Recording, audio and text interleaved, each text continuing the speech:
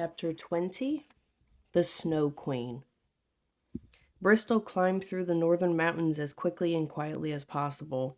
She was so cold she was convinced she'd never feel warm again, and she became so tired she worried she'd collapse in the snow and never make it to Tinsel Palace. Bristol was afraid the Snow Queen would notice her sneaking through the mountains if she used any magic, so she refrained from casting any spells to assist her, and made the journey entirely on foot. The majority of the mountain range was so steep Bristol needed both hands to scale it, and she had to carry her wand in her mouth for most of the trip. She was making great progress until she came to a slope that was so slippery it was nearly impossible to get over. It didn't matter what she grabbed or where she placed her feet, Bristol kept sliding down the slope and having to start the climb all over again. After her fifth attempt, Bristol began to lose hope. But fortunately, something caught her eye that restored her faith. Peeking out from the thick snow beside her was a yellow daffodil. It wasn't an exceptionally pretty flower. Its color had faded and its petals had withered in the cold wind, but by some miracle the daffodil had survived the freezing weather. Although the flower was very small, it delivered the exact message Bristol needed. If the daffodil was strong enough to withstand the Snow Queen's storm, then so was she. Bristol got to her feet, climbed the slope for the sixth time, and used all her strength to pull herself over its slippery summit. Soon Bristol was so high in the mountains that the air became thin and it was difficult to breathe. The battle between the Northern Kingdom's army and the Snow Queen was so far behind her, it was nothing but a distant murmur. Bristol knew she was getting close to Tinsel Palace because the towers stretched higher into the sky with every step she took. After an exhausting excursion, Bristol climbed over the tallest mountain peak and finally arrived in the Northern Kingdom's capital. Tinsel Heights was a large city in the center of the Northern Mountains. Due to the limited space, all the homes and shops were stacked on top of one another, and the narrow roads wound through the capital like a giant maze. Tinsel Palace was in the very center of the town, and it soared to heights that surpassed the mountain range surrounding it. The palace was so tall and lean, and its towers so piercing, that the entire structure looked like a group of sharpened pencils. Bristol couldn't tell what color or materials the palace was constructed from because the entire city was covered in a sheet of ice. She walked slowly and carefully as she traveled through the capital so she wouldn't slip on the frosty roads.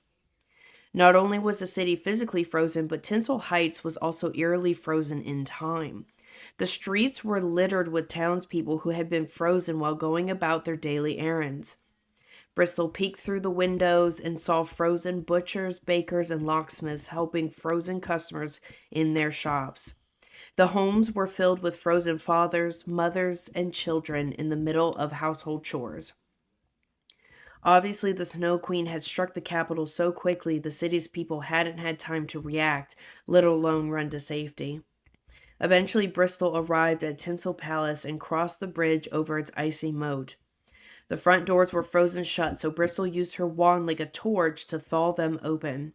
As she stepped inside, her first sight of the palace made her gasp. Not because of the damage the Snow Queen had caused, but because of how beautiful the palace was. Icicles hung from all the ceilings and archways like pointed chandeliers. The walls were coated with frost that sparkled like crystal. The floor was covered in crackling ice like the surface of a frozen lake. Bristol had no idea what the palace looked like before the Snow Queen attacked, but she couldn't imagine it being any more spectacular than what she was seeing. Bristol searched through Tinsel Palace, but she couldn't find Madame Weatherberry anywhere. Occasionally, she would see someone at the end of a long corridor or spacious room. Her heart would flutter, hoping it was her teacher, but she only found frozen guards and servants at every turn. "Madame Weatherberry!" she shouted into the cold palace.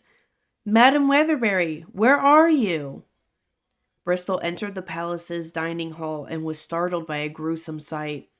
She found the Northern Kingdom's royal family frozen around the long dining table. King Nobleton, the Queen, the two teenage princes, and the 4 young princesses had been enjoying a lavish meal when the Snow Queen struck. Although their skin was pale and there was no color in their eyes, the royal family seemed very much alive. The princes had died in the middle of a food fight, the queen had perished while arguing with her daughters, and the king had frozen while scoffing at all of them. Bristol half expected the family to move at any moment and continue their activities, but the royals never awoke from their icy demise. Strangely, all the food and plates had been recently swiped off the table to make space for a collection of maps. Bristol inspected the collection and discovered a map of magic, a map that showed the whereabouts of the Northern Kingdom's army, and a map that showed the weather in all the kingdoms. She took a closer look at the map of weather and covered her mouth in horror. The powerful blizzard the classmates encountered in the in-between had spread across the whole world. Suddenly, the palace's front doors creaked open and the sound echoed through the royal residence. The temperature instantly dropped another 10 degrees.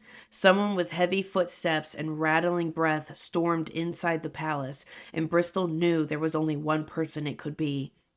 The footsteps came closer and closer to the dining hall, and Bristol started to panic. She had thought she would have more time to find Madame Weatherberry before the Snow Queen returned. Bristol didn't know what else to do, so she hid in the cupboard at the bottom of the giant china cabinet. The Snow Queen burst into the dining hall in a furious rage. The witch knocked over every vase and candelabra in the room and then crept toward the table. She gazed down at her map of the Northern Kingdom's army and saw General White and his soldiers evacuating the people from Appleton Village. The Snow Queen roared angrily and pounded the table with a clenched fist. She then turned to the map of weather, and as she watched her blizzard consume the world, her fury turned into delight. She let out a low, raspy cackle and exposed her rotting, jagged teeth. The Snow Queen's back was turned toward the china cabinet while she viewed the maps, and as Bristol peeked out from the cupboard, it slowly dawned on her what a profound opportunity was before her. This could be the most vulnerable position the Snow Queen had ever been in. Right here, right now, with a quick flick of her wrist, Bristol could end the witch's reign of terror forever. She just needed to summon the right magic for the job. Bristol leaned out of the cupboard and pointed her wand directly at the Snow Queen's back. However, as Bristol imagined how she was going to kill the Snow Queen, her train of thought shifted to moments after she killed the Snow Queen. Thousands of lives would be saved, but could Bristol live with herself in the aftermath? How would it feel to slay an unsuspecting woman? Would taking another life change who she was? Would she carry any guilt or regret after it was over? She was paralyzed by her troubled conscience, and eventually, Bristol knew she couldn't go through with it. "Well," the Snow Queen growled, "do it." Bristol jumped at the sound of her raspy voice. She was confused about who the Snow Queen was talking to. Bristol had been so quiet there was no way the witch could have seen or heard her hiding in the cupboard. She glanced around the dining hall to see if someone else had entered the room, but Bristol and the Snow Queen were the only ones there. "What's the matter?" the Snow Queen growled. "Are you getting cold feet?" To Bristol's absolute horror, she realized the Snow Queen was talking to her. The witch could see her reflection in a mirror across the hall. Before Bristol had a chance to say or do anything, the Snow Queen whipped around and lunged toward the china cabinet. She grabbed Bristol by the throat and raised her into the air. Bristol dropped her wand and used both hands to pry the witch's bony fingers off her neck, but her grip was too tight. She tried to kick the Snow Queen off, but the witch was as strong as a brick wall. "You should have killed me when you had the chance," she roared. As the Snow Queen choked her, Bristol was so close to the witch's face, she could see every crack of her frost-bitten skin, every crooked tooth of her jagged smile, and the pupils of her glowing red eyes. However, there was something about the witch's eyes that Bristol could have sworn she recognized. And once she noticed it, the rest of the Snow Queen's face became very familiar too. "No," Bristol wheezed. "No, it can't be. The thought was so distressing, Bristol kicked her legs even harder, and her foot knocked the icicle scepter out of the Snow Queen's other hand. The scepter fell and shattered into hundreds of pieces on the floor. As soon as the scepter slipped from her fingertips, the Snow Queen lost all of her strength. The witch dropped Bristol on the floor and collapsed beside her. The Snow Queen tried crawling away from Bristol, but the witch was so weak without her scepter she could barely move. Once Bristol caught her breath, she grabbed the Snow Queen's shoulder and forced the witch on her back so they could face each other. The Snow Queen's glowing red eyes slowly diminished and turned into a pair of eyes Bristol had seen many times before. There was no denying it now. Bristol knew exactly who the Snow Queen really was, and the discovery made her heart feel like it had been ripped in half. "Madam Weatherberry," she gasped. "It's you!" Bristol had never experienced such shock in her life. As the reality sank in, Bristol's whole body went numb, and she couldn't even feel the freezing air circulating the palace. Her mind was bombarded with millions of questions, but only a single word escaped her mouth. How? The exposed fairy was humiliated and covered her frostbitten face. She crawled to the dining table and used a chair to pull herself onto her feet. "I never wanted you to find out," Madam Weatherberry said. "You were supposed to kill me before you learned the truth." But, how is this even possible? How could you be the Snow Queen? Sometimes good people do bad things for the right reasons. "Bad things?" Bristol asked in disbelief. "Madam Weatherberry, nothing could possibly justify what you've done. You've been lying since the day I met you. You've covered the world in a devastating storm. You've destroyed an entire kingdom and taken thousands of lives." "It's nothing compared to the lives they've taken from us." For a split second, the Snow Queen returned to Madam Weatherberry's body. The fairy screamed in agony as if a creature was trying to claw its way out from inside her. Bristol retrieved her wand to defend herself against the witch. As she watched Madam Weatherberry struggle, Bristol realized her teacher and the Snow Queen weren't the same person, but two very different beings fighting over the same body. Eventually, the fairy regained control and suppressed the witch like a growing illness. "I never meant for any of this to happen," Madam Weatherberry said. "All I wanted was to make the world a better place for people like us. All I wanted was to secure acceptance for the magical community. But I lost myself along the way and created her." How could someone lose themselves that much? Bristol was so befuddled she felt like she might faint. Madam Weatherberry lowered her head in shame and took a deep breath before explaining. "Do you remember our conversation the day after you were attacked by the witch hunters? We were sitting in my office and you asked me how I managed to stay so optimistic. You asked me why I wasn't consumed with anger. I told you it was because we were the lucky ones. I told you that fighting for love and acceptance meant we truly knew love and acceptance, and how that notion gave me peace. Do you remember that?" "Yes, I remember," Bristol said. "Well, I lied to you," Madam Weatherberry said. "The truth is, I've been angry my entire life. When I was young, I was very sensitive to the world's cruelty, and it filled me with an unbearable fury. I ignored all the good things in my life and focused solely on the injustice around me. I became bitter, I became depressed, and I became desperate to get rid of my rage. But I didn't go about taking the proper steps to help myself. I was too embarrassed and prideful to seek the treatment I needed. Instead, I pushed all my anger deep within myself, and I hoped if I pushed it deep enough, I'd never be able to find it.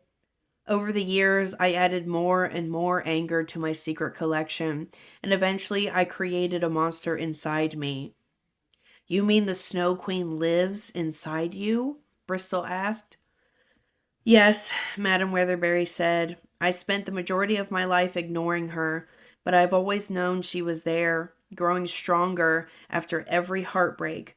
With time, I noticed that many people in the magical community were suffering from similar ailments. Our anger manifested itself in different ways. Some drank too many potions to numb the pain. Others turned to witchcraft as a way to release it. But one by one, I watched my friends lose themselves to their inner demons. I didn't want another generation of fairies or witches to experience what we were feeling, so I decided to devote my life to securing acceptance for our community so the future would be spared from humankind's hatred. So you wrote and published the truth about magic, Bristol said. You tried to convince the world there was a difference between fairies and witches. You tried to redefine the magical community to save it. Madame Weatherberry nodded. However, the endeavor quickly backfired. My book was banned in all of the kingdoms and I became a global pariah. As punishment for my attempts, the Northern Kingdom sent a cavalcade of soldiers to my home in the in-between. They strapped my husband to a wooden post and burned him alive while they forced me to watch. Horns! Bristol gasped with large eyes. You're the witch from his story. Horns tried to warn me before I came here. I didn't understand what he was saying at the time, but he was warning me about you. He was telling me the two things were about to become one. That carving in the woods, those were your initials. Horns, Marks, and Snowy Weatherberry, she said. It feels like a lifetime ago.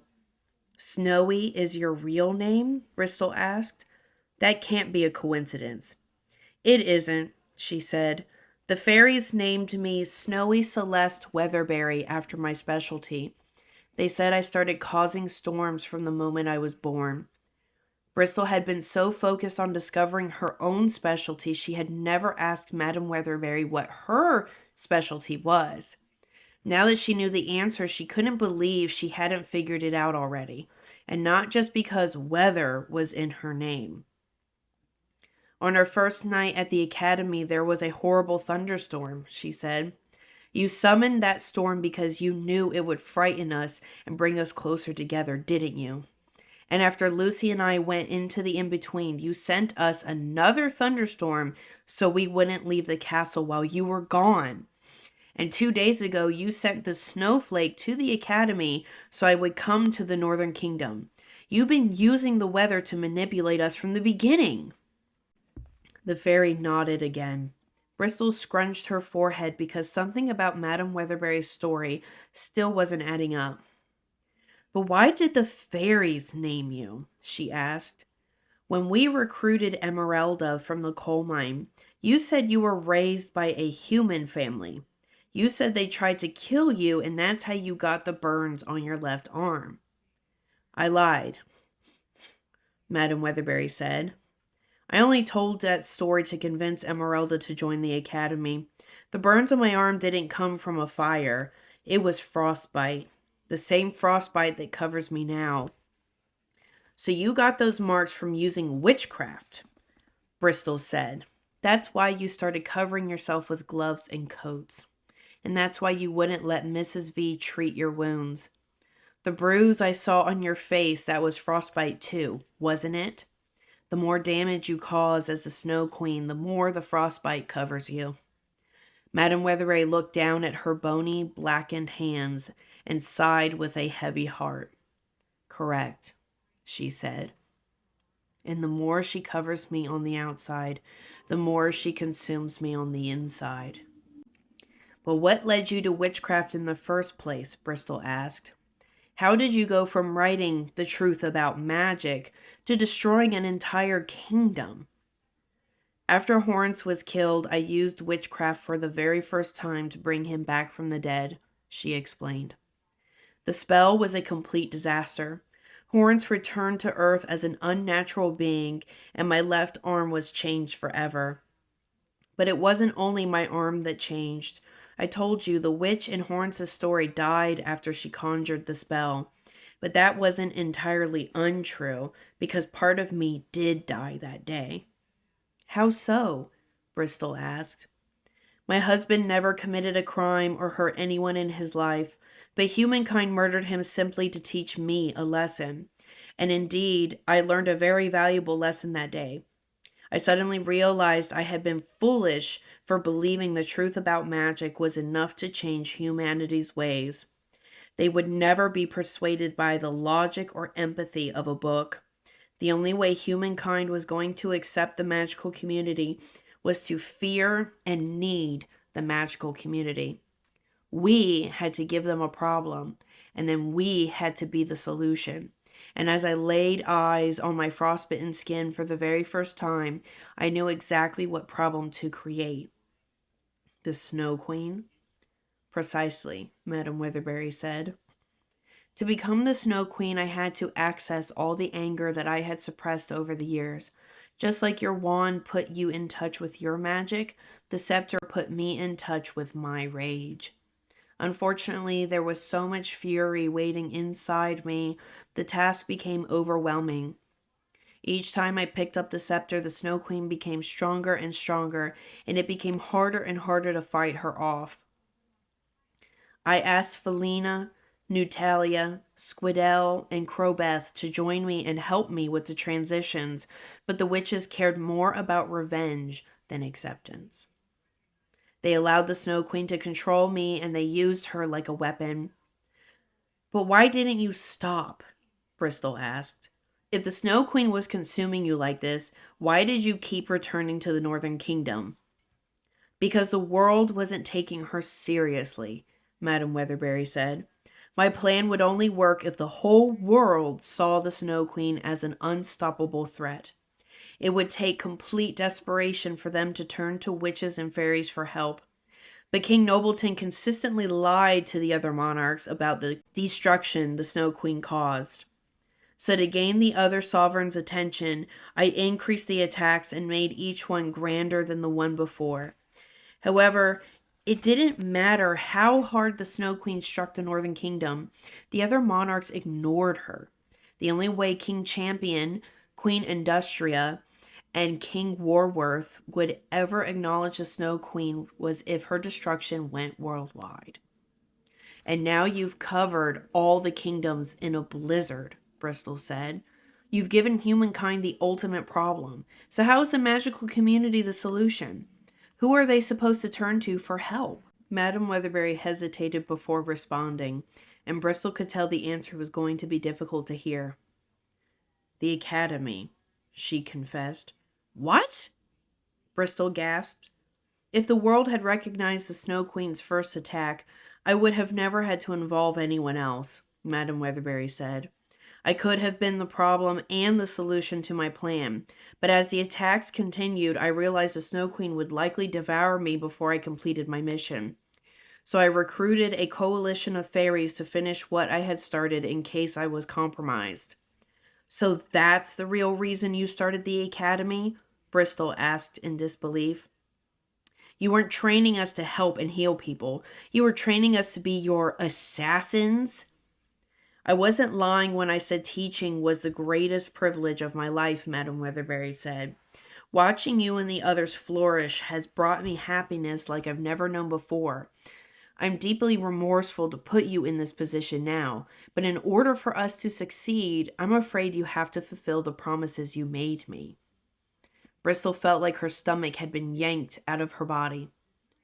Madame Weatherberry, no, she cried. I could never kill you. Yes, you can, Madame Weatherberry said. When humankind learns that you saved the world from global annihilation, they'll finally have a reason to respect and accept the magical community. You and your classmates will lead the world into a new era where people like us will never have to hide in the shadows, where they can live openly without fear, and they'll never be crippled by their anger again. No, Bristol said. There has to be another way. This is the only way, Madame Weatherberry said. Believe me, I wish there was an easier path to take, but this is the greatest opportunity the fairies and witches have had in centuries. If we don't do this now, it may be another millennium before we have a second chance. No, we'll find a better solution, Bristol said. Come back to the academy. We'll find a way to cure you from the Snow Queen." "It's too late for that," Madame Weatherberry said. "Scepter or no scepter, the Snow Queen has consumed me past the point of no return. I have days, maybe hours, before she takes me over completely, and I don't want to spend the rest of my life imprisoned inside her." Madame Weatherberry raised Bristol's wrist so the tip of her wand was pointing to her teacher's frostbitten forehead. "Please, I'm begging you," the fairy said. "No, I can't do this. We don't have a choice." "I'm sorry, Madame Weatherberry, but you'll never be able to defeat me, you stupid, incompetent girl." Suddenly, the Snow Queen resurfaced in Madame Weatherberry's body. The witch wrapped her hands around Bristol's throat and started choking her again. Bristol couldn't breathe. Her vision blurred, and she started losing consciousness. If she didn't act fast, she would die in the Snow Queen's hands. Bristol raised her wand, pointed it at the witch, and made a decision that she would regret for the rest of her life. Bam! A bright and powerful blast erupted from Bristol's wand and hit the Snow Queen directly in the chest. The witch flew across the dining hall and landed hard on the floor. Bristol kept her wand raised as she cautiously approached the Snow Queen's motionless body. The witch's eyes fluttered open, but instead of seeing the Snow Queen's glowing red gaze, Madame Weatherberry's eyes returned. What just happened?" she asked. "I made my decision," Bristol said, "and I'm not killing anyone." "You should have finished her. All of this could be over by now." "You might be right," Bristol said, "and later I may regret sparing you, but not nearly as much as I would regret ending your life. I'll never understand why you chose violence as a road to peace. I'll never understand why you chose fear as a remedy to hate. But I will not repeat your mistakes. If I'm going to continue down the path you've paved, then I'm going to walk it at my own pace.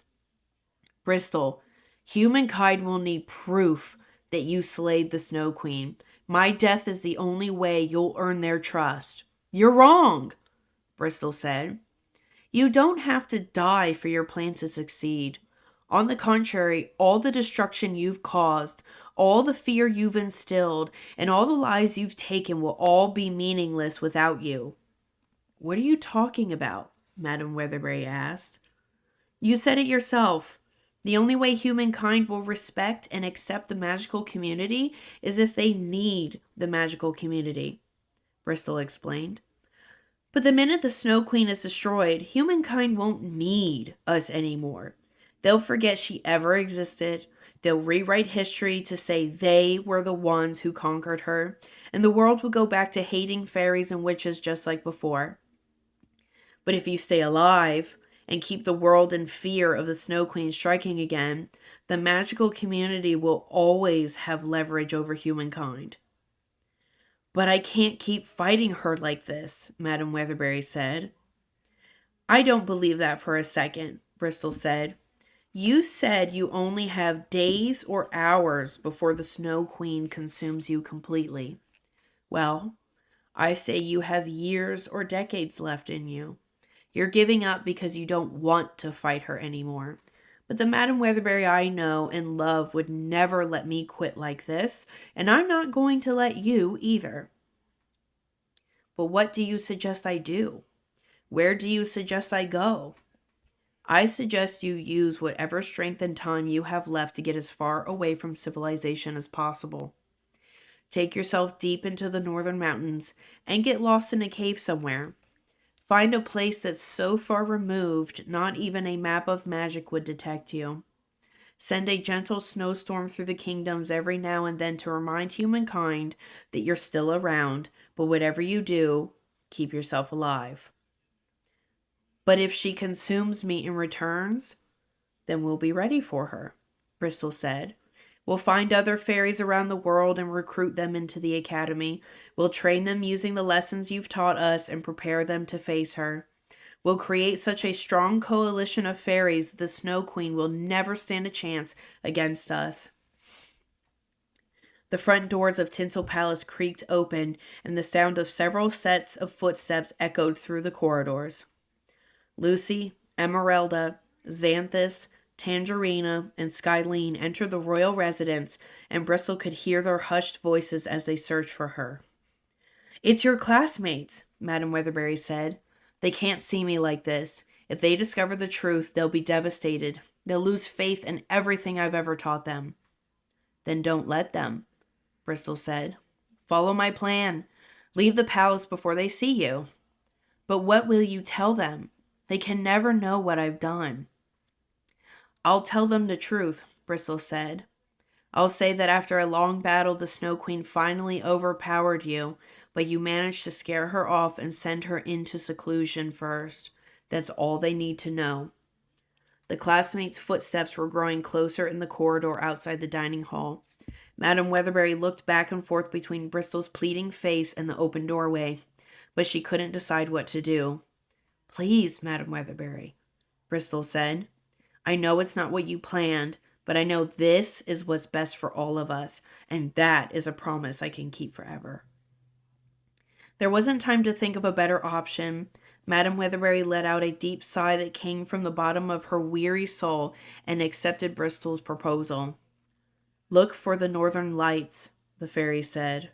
"What do you mean?" Bristol asked. "The lights will be my signal to you," Madame Weatherberry said. "As long as there are northern lights in the sky, you'll know I'm winning the fight. And the minute they disappear, it means the Snow Queen is coming back." "All right," Bristol said. "I'll watch the lights." "Good," the fairy said. "Now help me to the door in the corner. I'll sneak out the servants' corridor before the others find me." Bristol helped Madame Weatherberry to her feet and escorted her to the door in the corner of the dining hall. Before the fairy left, she had one final thing to say. Madame Weatherberry grabbed Bristol's hand and looked into her eyes with a grave expression. "Listen carefully, Bristol, because this is the most important lesson I will ever teach you," she said.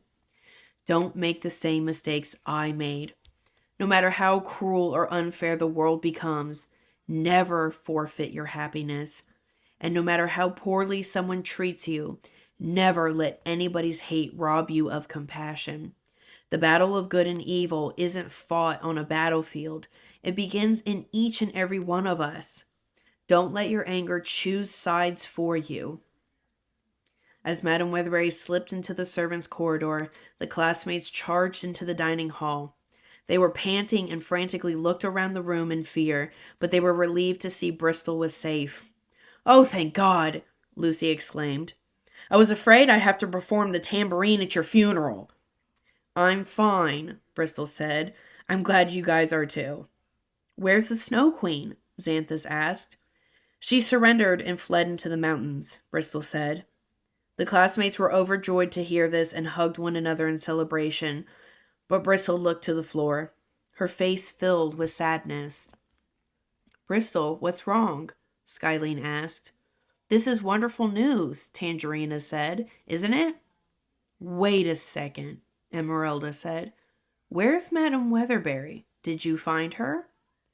Bristol lowered her head and burst into tears. It wasn't until she was asked about Madame Weatherberry that the truth had finally caught up to her. "She's gone," Bristol cried. "She's gone."